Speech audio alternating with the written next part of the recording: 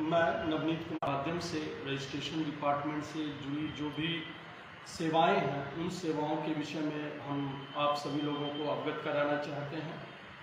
जो registration department है उसके अंतर्गत हम लोग 3 प्रकार की सेवाएं मुख्यतः प्रदान करते हैं। एक लैंड रजिस्ट्रेशन, भूमि का निबंधन, दूसरा हमारे यहाँ जो पुराने निबंधित अभिलेख हैं उनकी सत्यापित प्रति उपलब्ध कराना, और तीसरा सोलमनाइजेशन ऑफ मैरिज और रजिस्ट्रेशन ऑफ मैरिज, मतलब विवाह का प्रतिष्ठापन और विवाह का निबंधन। जैसा कि हम सभी लोगों को पता है कि वर्तमान में पूरे बिहार के सभी कार्यालयों में ऑनलाइन सॉफ्टवेयर के माध्यम से निबंधन की प्रक्रिया प्रारंभ की गई है। इस प्रक्रिया में दस्तावेज निबंधन कराने हेतु आम जनता को स्वयं सिटीजन लॉगिन से अपॉइंटमेंट बुक करना होता है। इसके लिए आम लोगों को e-nibandan.bihar.gov.in पर जाकर सिटीजन लॉगिन में अपना यूज़र आईडी बनाना होता है और उसके पश्चात अपना दस्तावेज तैयार करना होता है। जो दस्तावेज तैयार करने की प्रक्रिया है वह स्टेप बाय स्टेप है, जिसकी मैं थोड़ी सी जानकारी आप सभी लोगों को देना चाहता हूँ। सबसे पहले आप उसमें जो एक्सक्यूटेंट हैं, जो क्लेमेंट हैं, जो आइडेंटिफायर हैं, उन सबों को अपना नाम लिखना रहता है। और उसके बाद जो लैंड, जो ज़मीन है जिसका हस्तांतरण आप कर रहे हैं उसकी पूरी विवरणी भरनी होती है। जैसे वो कौन सा अंचल है, किस मौजा में है, उसका राजस्व थाना नंबर क्या है, खाता खेसरा क्या है, रकबा क्या है और बाउंड्री। इन सभी को भरने के बाद अगर आप जो दस्तावेज उपस्थापित करने वाले हैं, अगर उस दस्तावेज में आपने नॉन जुडिशियल स्टाम्प का यूज़ किया है तो उस नॉन जुडिशियल स्टाम्प का नंबर क्या है उसको, और जो आपने ई चालान, जो पेबल स्टाम्प ड्यूटी और रजिस्ट्री फीस सरकार द्वारा निर्धारित है, उसको आपने ई चालान के माध्यम से आपको जमा करना होता है। उसका नंबर टैग करके आप आगे की पेज पे आगे की प्रक्रिया में जा सकते हैं। फिर इसमें सबसे बड़ी खासियत यह है कि कोई भी व्यक्ति, निबंधनार्थी, आम जनता अपनी सुविधा के अनुसार किस डेट में और किस समय, टाइम भी यहाँ इम्पॉर्टेंट है, किस वक्त वह रजिस्ट्रेशन कराना चाहता है अपने दस्तावेज का, वो अपनी मन मुताबिक मन मर्जी से ले सकता है। और जिस डेट को उसने अपॉइंटमेंट बुक किया है उस डेट पे अपना सारा दस्तावेज लेकर कार्यालय पहुंचकर EKYC कराने के बाद अपने दस्तावेजों का निबंधन कराएगा और हाँ, उसी दिन अपने दस्तावेजों का परिणाम भी वह करवा सकता है। लेकिन सारी प्रक्रिया में 2 महत्वपूर्ण चीज़ें हैं जिनकी जानकारी आप सभी निबंधनार्थी आम जनता को होना चाहिए। पहली बात है स्पॉट वेरिफिकेशन और दूसरा है रिस्ट्रिक्शन लिस्ट। स्पॉट वेरिफिकेशन कहने का अर्थ है कि विभाग ने हर जिला में कुछ मौजों को चिन्हित किया है जिनसे संबंधित जमीन का निबंधन से पूर्व स्थल निरीक्षण कराना अनिवार्य है। ये ऐसे मौजे होते हैं जो इकोनॉमिक कंसंट्रेशन जोन होते हैं, डेवलप जोन होते हैं, मार्केट होते हैं, उनका जांच आपको पहले कराना होगा।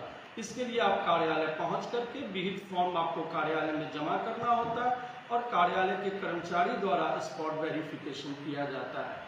तो यह इस चीज़ पर ध्यान रखना है कि आप जिस मौजा से संबंधित जमीन का हस्तांतरण हो रहा है, क्या वैसी मौजा जो है वो चिन्हित मौजा है, तो इसकी जानकारी प्राप्त कर लेनी चाहिए। दूसरी एक बहुत इम्पोर्टेंट बात है जिससे आम जनता थोड़े से अनभिज्ञ रहते हैं, जैसे हमारे यहाँ रिस्ट्रिक्शन लिस्ट है।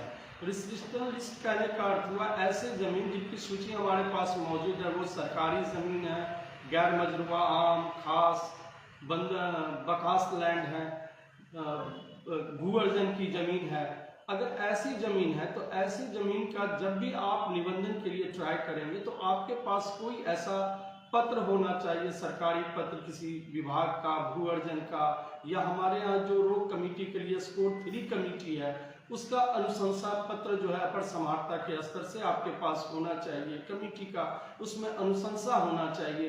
अगर वह अनुशंसा आप कार्यालय में जमा करते हैं तो फिर विभाग के निर्देश के आलोक में विभाग से, मुख्यालय से OTP प्राप्त करने के उपरांत ऐसे मौजों, ऐसे प्लॉट नंबर को खोला जाता है और उसके बाद उसका आप रजिस्ट्रेशन करा सकते हैं।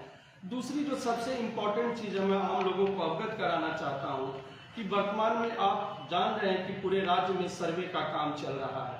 आम जनता प्रायः हमारे यहाँ पुराने अभिलेखों को प्राप्त करने के लिए आते हैं और इनकी संख्या काफ़ी तादाद में होती है। लेकिन लोगों के पास जिस जमीन का, जिस दस्तावेज का वो सत्यापित प्रति प्राप्त करना चाहते हैं, उसके बारे में उनको पूर्ण विवरणी प्राप्त नहीं रहता है उनके विषय में। यह भी महत्वपूर्ण है कि हमारे पास कोई भी लगभग नाम मात्र इंडेक्स है, हम वॉल्यूम के थ्रू ही लोगों को खोज करके उनका डॉक्यूमेंट प्रोवाइड करते हैं।